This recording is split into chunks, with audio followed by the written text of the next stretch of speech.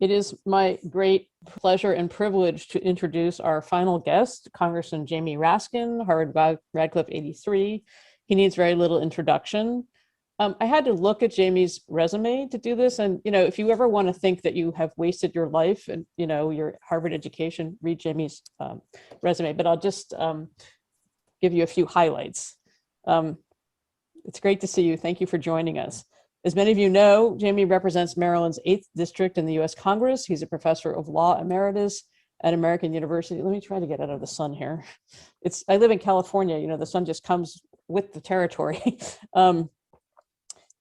professor emeritus at American University's Washington College of Law. He's the founding director of the law school's program on law and government and co-founded the acclaimed Marshall Brennan Constitutional Literacy Project, which is spread across the country, sending thousands of law students to teach high school students a semester-long course about the Constitution and the Bill of Rights. His activism and political engagement started at a young age at Harvard as a law student at HLS. He was also, of course, the captain of his high school soccer team. Congressman Raskin began his third term in Congress this year after first being elected in 2016. He's a member of the House Judiciary Committee, the Committee on Oversight and Reform, the Rules Committee, and the Committee on House Administration. In January 2021, he was named the lead House impeachment manager for the second impeachment of that horrible person who's gone. But forget his illustrious resume. Jamie Raskin has become the heart and soul of the United States House of Representatives. Jamie, thank you so much for joining us tonight. In addition to giving you a warm Crimson Goes Blue welcome, we also wanted to again express our deepest condolences to you and your family. It is indeed very hard to be a human. Thank you so much. So we're going to have you speak for about 10 minutes and then have a few questions and answers.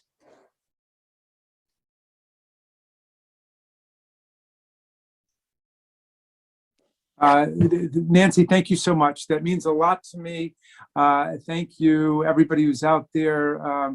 Lisa Hurst and Al Casey and Mila Wagman. I see a bunch of my friends. I'm so glad you guys have been doing this. It's awesome. And I just found out about it in the final days of the election, but was really psyched to, I think, come to something or other and to join in. But I'm all about Crimson Goes Blue, and this is just an awesome undertaking politically and intellectually. So thank you for what you're doing, and thank you for your condolences and your love and the sympathy, and everybody who sent me a note and a card. We're like 10,000 letters behind, so forgive me if you haven't heard back from me personally yet, but I am sending you my love, and we've read everything and we've got everything that everybody has sent us. So yeah, why don't I say a few words about our political situation coming out of the impeachment trial, coming out of what's been taking place in Congress with the Biden administration, and then what's happening in the GOP. As you know, we ended up with a 57-43 vote to convict in the Senate, which was the most bipartisan Senate conviction vote in the history of the United States. There have been 4 trials: Andrew Johnson, Bill Clinton, and Trump 1 and Trump 2. And this was by far the most bipartisan. We had 10 Republicans vote with us to impeach President Trump for inciting a violent insurrection to overthrow the 2020 election and the Union and the Congress, and to install himself as president. And then we had 7 senators on the Republican side join us to convict. And that was, well, I was a little crestfallen at first because, when they started calling the roll, we had Richard Burr from North Carolina. They go alphabetically, and he voted with us. And then Senator Cassidy, a Republican from Louisiana, voted with us. And I thought, oh my God, we're just at the B's and the C's. We're rolling. And I thought we were going to have this cascade of Republicans, but we only got 7. But it wasn't bad. And the key thing is we convicted him in the court of public opinion, and we convicted him in the eyes of history, because we assembled a meticulous factual record of the president's unrefuted and we think irrefutable culpability for inciting a violent insurrection against the government to overthrow the 2020 election. And the whole plan was after having failed to intimidate enough Republican state legislatures to try to nullify the popular vote and just install slates of Trump electors, having failed to intimidate enough election officials like Secretary of State Raffensperger in Georgia to concoct votes. Remember, he said, all I'm looking for is 11,781 votes. Having failed every other method of trying to steal the election, the president settled on inciting a violent attack, essentially a coup, using these right-wing elements that he'd become familiar with in Lansing, Michigan, and in the MAGA marches, the Three Percenters, the Oath Keepers, the Proud Boys, and a number of other groups. Okay, so the point was to try to get Vice President Pence to declare a heretofore unknown power of the vice president to simply annul votes coming from the states, just nullify them and say, we're not accepting Arizona, we're not accepting Georgia, we're not accepting Pennsylvania, thereby lowering Biden's total below 270, reducing him to a submajority, then kicking the election into the House of Representatives for a so-called contingent election under the 12th Amendment. Now, why would they want a 12th Amendment election with Nancy Pelosi and a bunch of liberal Democrats in charge? Well, under the 12th Amendment, we don't vote one member, one vote. We vote one state, one vote. And they had 27 state delegations they were controlling. So I think that we came razor close to that happening. Mike Pence, who'd essentially done every other thing he'd been asked to do for the last 4 years, the king of the sycophants in the Trump administration, suddenly grew vertebrate at that moment and refused to go along with it the way that Raffensperger refused to go along with it, and a number of other Republicans stood firm. What's happening now is a total right-wing cancel culture backlash against all those people. They are removing Liz Cheney as the chair of the House Republican Conference, which they refused to do the week before our impeachment trial, when the Jim Jordan people, the Freedom Caucus people, tried to oust her. That was defeated 2-1. And now, suddenly, the party has been completely subdued and transformed by Donald Trump.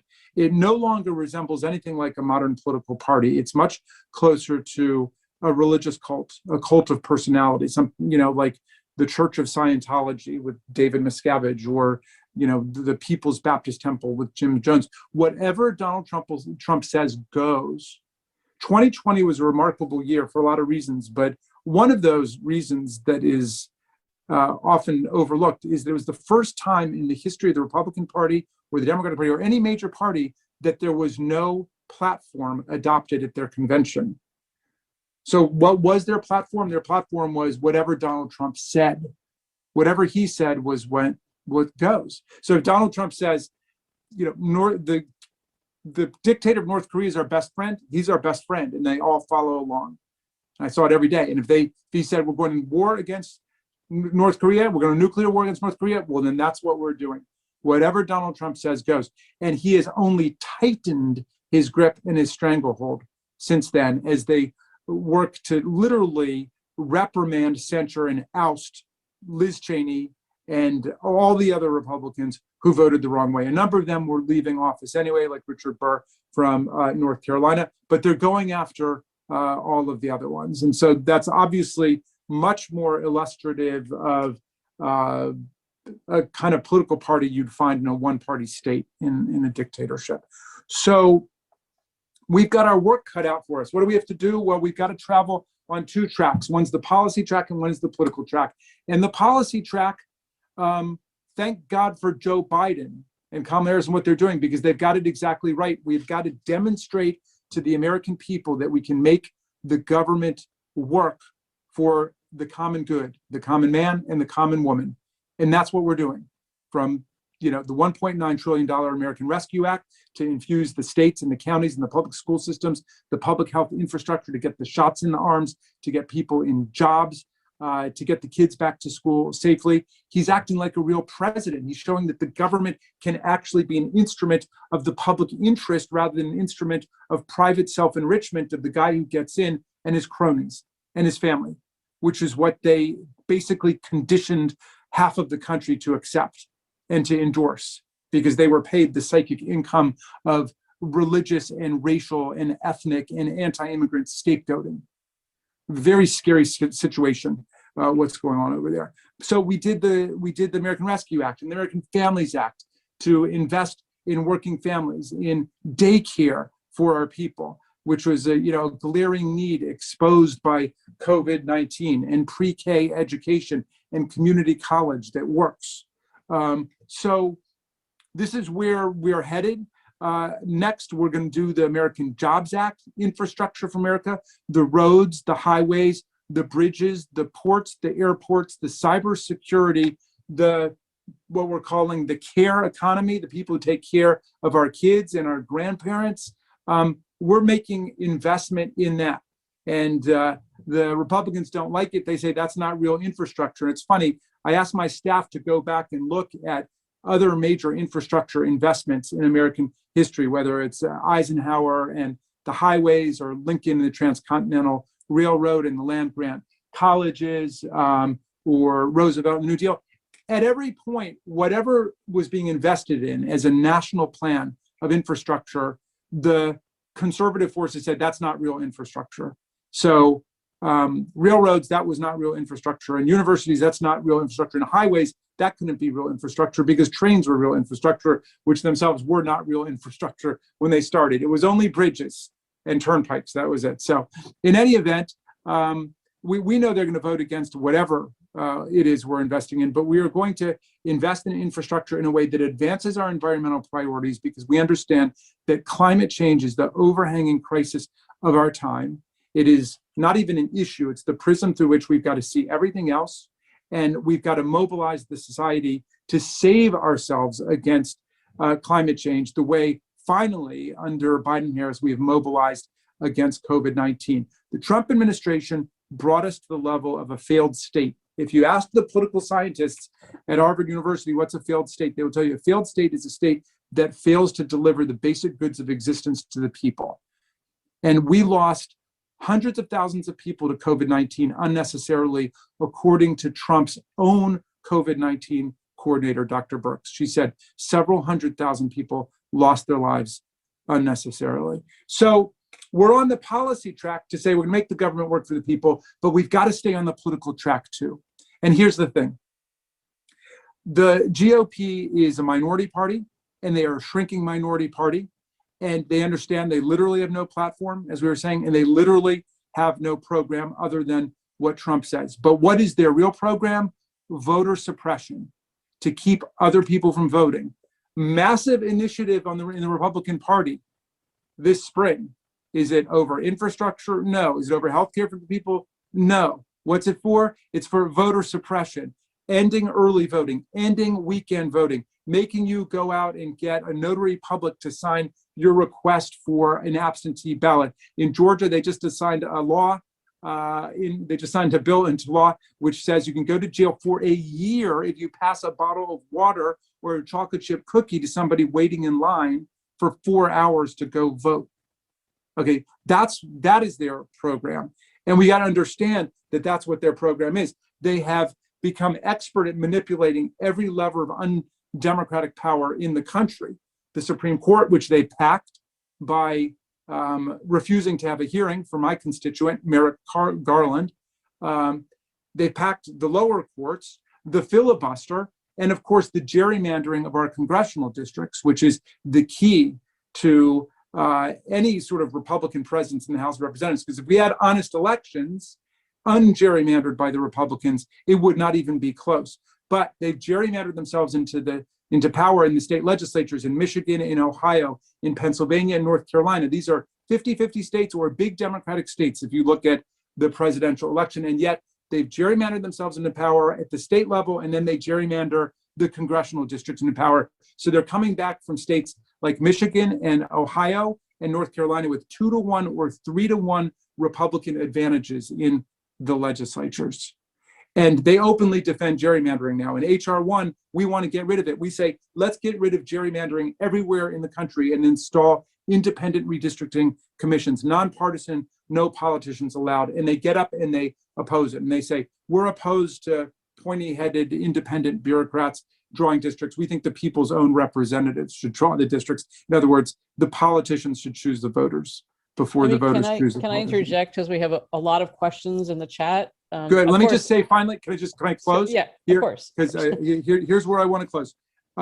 So they've got all those undemocratic levers of power, and all that we've got, but it's everything, if we mobilize it, is the power of the people on our side. Biden beat Trump by more than 7 million votes. We beat them in the congressional elections by more than 4 million votes. But again, we're being victimized by gerrymandering. But we've got to organize the power of the people. We've got to spread out. I talked to some kids today. They said, what can we do? I said, I'm going to give you the advice I give to the kids in soccer. Don't bunch.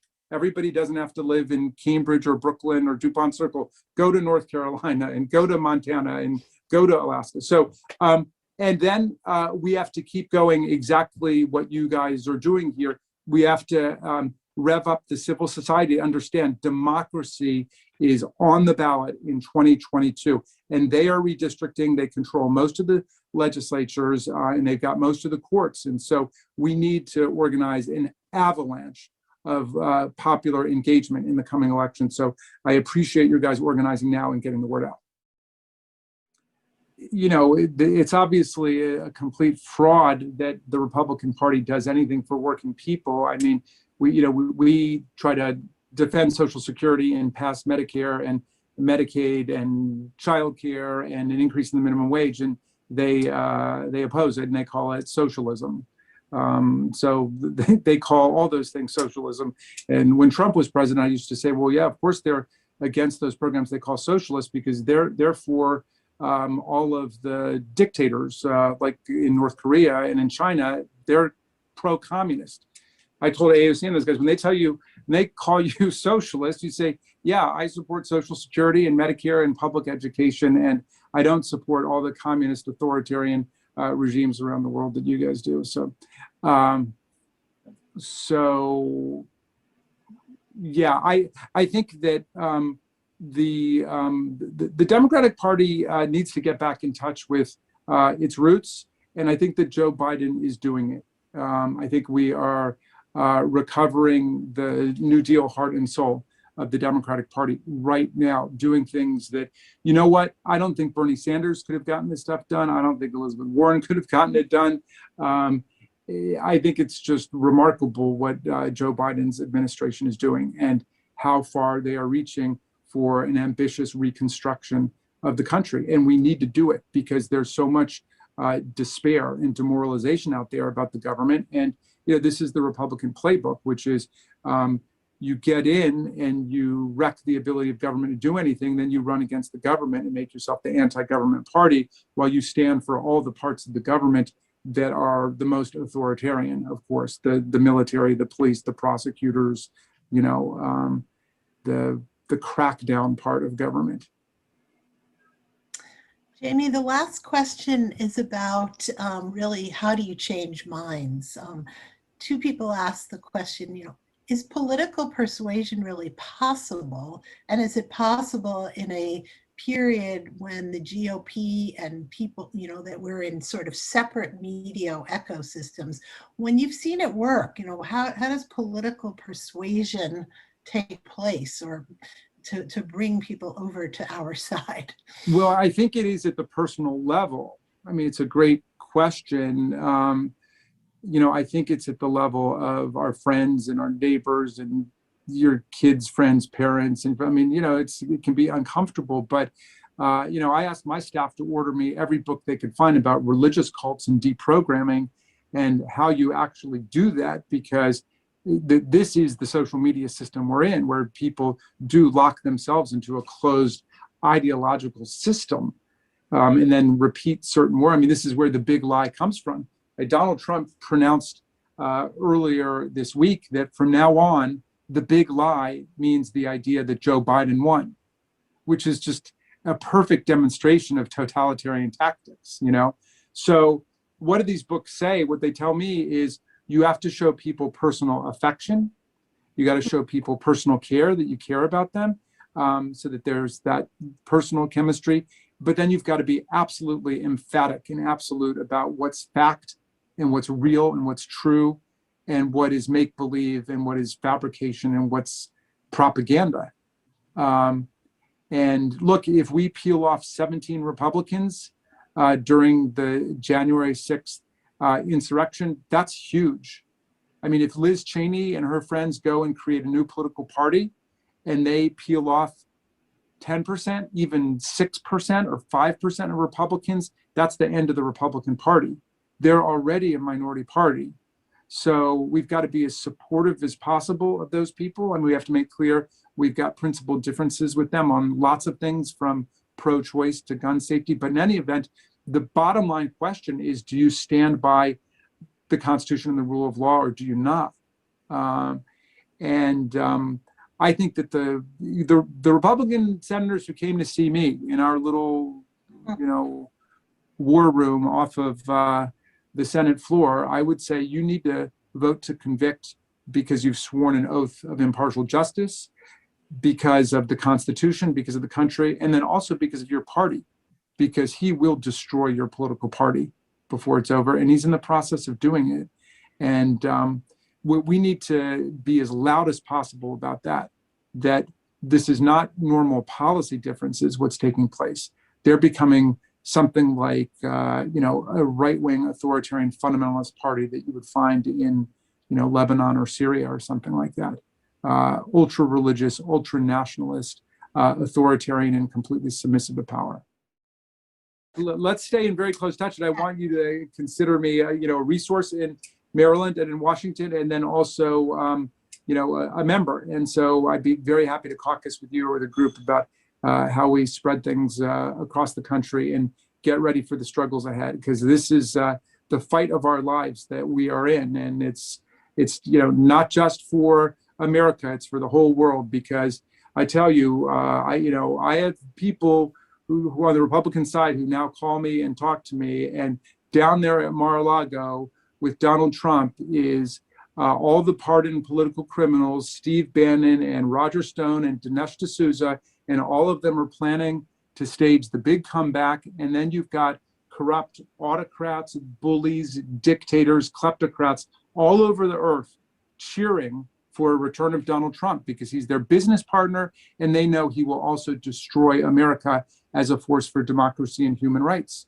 all over the world. It's Putin in Russia, it's Orban in Hungary, it's El-Sisi in Egypt, it's Duterte in the Philippines, on and on. And all of them are going to be fighting for Donald Trump to come back. So I don't mean to put too much pressure on everybody, but the hopes for democracy lie with the Democratic Party right now, in the people who are willing to organize for it. And we're about to have, I think, a big demographic transition in our party. We've got leaders who are in their 70s and 80s. And so, it's time for our generation of people to really move into the leadership.